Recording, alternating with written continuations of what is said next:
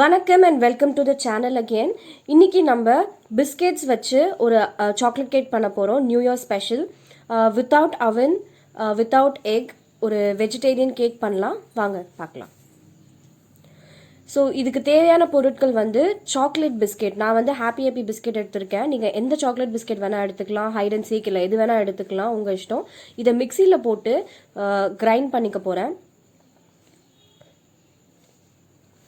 சின்ன சின்னதாக உடச்சி போட்டிங்கன்னா கொஞ்சம் ஈஸியாக அரையும். அது கூட ஒரு டேபிள் ஸ்பூன் அளவு சர்க்கரை,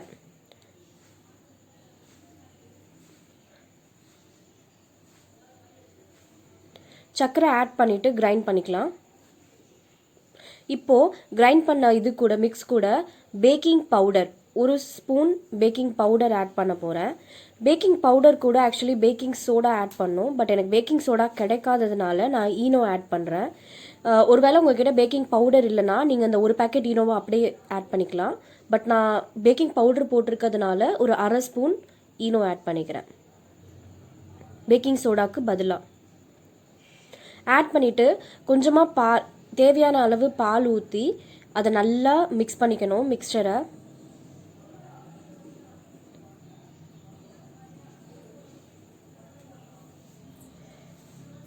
பார்க்கும்போதே இந்த நீங்கள் மிக்ஸ் பண்ணும்போதே உங்களுக்கு தெரியும், செம்ம ஸ்மெல் வரும். அந்த ஃப்ளேவர் நல்லா தெரியும், சாக்லேட் ஃப்ளேவர். பேட்டர் இந்த மாதிரி ஆன பிறகு நம்ம கேக் செய்ய ரெடி பண்ண ஆரம்பிக்கலாம். இப்போது அடுப்பில் வந்து குக்கர் இல்லை வந்து கனமான பாத்திரம் எதுவாக இருந்தாலும் அடுப்பில் வச்சுட்டு அதை ப்ரீஹீட் பண்ணணும். இப்போ அவனில் பண்ணால் நம்ம எப்படி அவன் ப்ரீஹீட் பண்ணுவோமோ அதே மாதிரி அடுப்பில் வச்சுட்டு அதை வெயிட் பண்ண வைக்கணும். அதுக்கப்புறம் அது கூட கல்லுப்பு. இந்த கல்லுப்பு வந்து நான் ஆல்ரெடி பேக் பண்ணுறதுக்கு யூஸ் பண்ணது. நீங்கள் இதை எத்தனை வாட்டி வேணால் யூஸ் பண்ணலாம், எதுவுமே ஆகாது. நீங்கள் ஸ்டோர் பண்ணி வச்சுட்டு அடுத்த வாட்டி பேக் பண்ணும்போது யூஸ் பண்ணிக்கலாம். ஸோ அந்த பாத்திரத்தில் கல்லுப்பை போட்டுட்டு மறுபடியும் ப்ரீஹீட் பண்ணணும். ஸோ அதை கொஞ்சம் நேரம் மூடி வைக்கணும். ஃபஸ்ட் டைம் நீங்கள் கல்லுப்பு போடும்போது அதில் தண்ணி இருந்துச்சுன்னா கொஞ்சம் வெடிக்கும். ஸோ பயப்படாதீங்க, அது நார்மல். இப்போது ஒரு பாத்திரம் எடுத்துகிட்டு அதில் பட்டர் ஆட் பண்ண போகிறேன். இந்த சென்ஸ் அதை நல்லா ஸ்ப்ரெட் பண்ணிக்கணும். ஸ்ப்ரெட் பண்ணிவிட்டு இதுக்கப்புறம் பட்டர் ஷீட் ஆட் பண்ணணும்.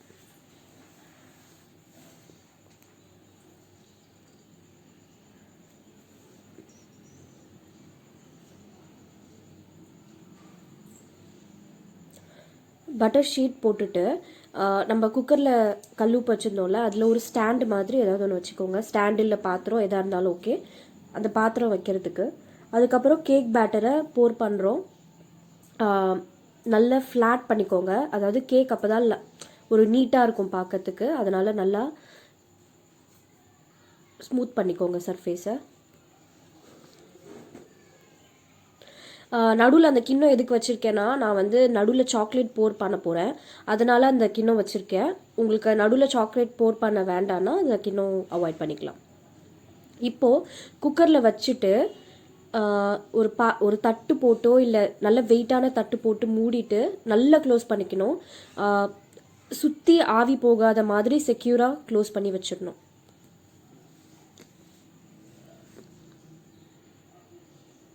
இந்த மாதிரி க்ளோஸ் பண்ணி வச்சுக்கோங்க. அதுக்கப்புறம் 20 மினிட்ஸ் கழித்து நான் ஓப்பன் பண்ணுறேன் குக்கரை.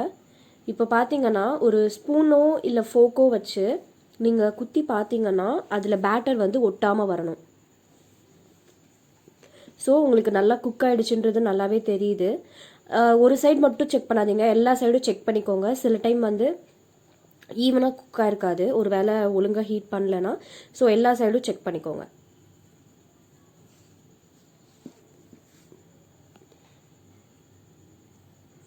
இப்போது இதை உடனே எடுக்கக்கூடாது, கொஞ்ச நேரம் ஆறட்டும். ஆறுறதுக்குள்ளே நான் என்ன பண்ணுறேன்னா ஒரு பேனில் டைரி மில்க் சாக்லேட் வச்சு சாக்லேட் மெல்ட் பண்ணுறேன். இப்போ பார்த்தீங்கன்னா ஆறிடுச்சு. நான் எதுவுமே பண்ணல, கட் பண்ணல, எதுவுமே பண்ணல. அப்படியே கவுத்தோனே அதுவே கேக் ஷேப்பில் அழகாக வந்துடுச்சு பார்த்தீங்களா. ஸோ நம்மளோட கேக் ரெடி.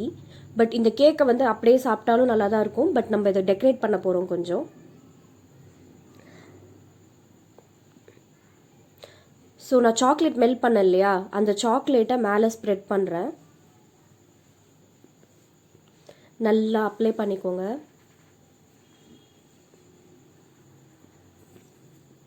பார்க்கும்போதே செம்மையாக இருக்குல்ல. அதுக்கப்புறம் மீதி இருக்க சாக்லேட்டை நான் நடுவில் போர் பண்ணிக்கிறேன். நான் முதல்ல சொன்னேன் இல்லையா, ஒரு கிண்ணம் வச்சுருந்தேன்ல, அந்த கிண்ணத்தை எடுத்துட்டு அதுக்கு பதிலாக நான் வந்து சாக்லேட் போர் பண்ணுறேன்.